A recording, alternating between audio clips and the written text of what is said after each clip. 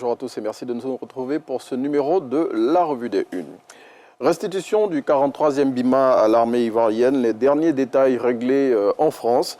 C'est ce que nous apprend l'Expression. Selon le confrère, le ministre des Affaires étrangères, Léon Kakou Wadja Adom, a eu une rencontre avec son homologue français Jean-Noël Barrot sur le sujet. Et au cours de cette rencontre, ils ont abordé tous les contours de cette rétrocession. Dépollution de la lagune Ébrié, la Côte d'Ivoire fait appel à la mairie de Paris. C'est ce que révèle le quotidien L'Avenir. Le Premier ministre Robert Begré-Mambé a reçu à cet effet ce mardi 21 janvier 2025 à Abidjan une délégation de la mairie de la capitale française. Et selon le confrère, les échanges ont porté sur les voies et moyens à rechercher pour adresser la récurrente question de la pollution de la lagune Ébrié en vue d'en faire un lieu fréquentable et une des curiosités de la ville d'Abidjan.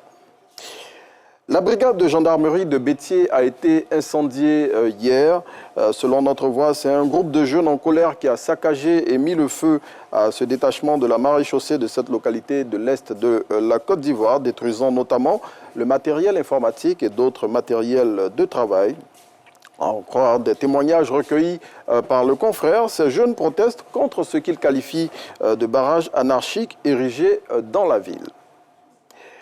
17 personnes décédées et plusieurs blessés critiques. C'est le bilan d'un grave accident de la circulation hier sur l'axe Duékoué-Daloa. Selon le quotidien La Régionale, c'est vers 6 h du matin que cet accident s'est produit à hauteur du village de Ponan-Ouenle, qui est situé à 32 km de la ville de Duékoué. Et si les circonstances exactes de ce drame restent encore floues, des témoins dont le confrère relate les propos évoquent une potentielle perte de contrôle du car due soit à une vitesse excessive ou à la visibilité réduite au moment de l'accident. Et puis, Ivoire Hebdo, dans son numéro de cette semaine, s'intéresse à la demi-douzaine de cadres du Rassemblement des Oufouettistes pour la démocratie et la paix susceptibles plutôt de succéder au chef de l'État Alassane Ouattara. Dans une analyse croisée, le confrère présente les forces et faiblesses de ces cadres qui, pour lui, sont le vice-président Tiemoko Méliette Koné, le Premier ministre Robert Begré-Mambé, l'ex-Premier ministre Patrick Kachi ou encore les ministres d'État Kobenan Kwasi Adjoumani et Anne Désiré Ouloto. C'est ici qu'on s'arrête pour ce numéro de la Revue des Unes.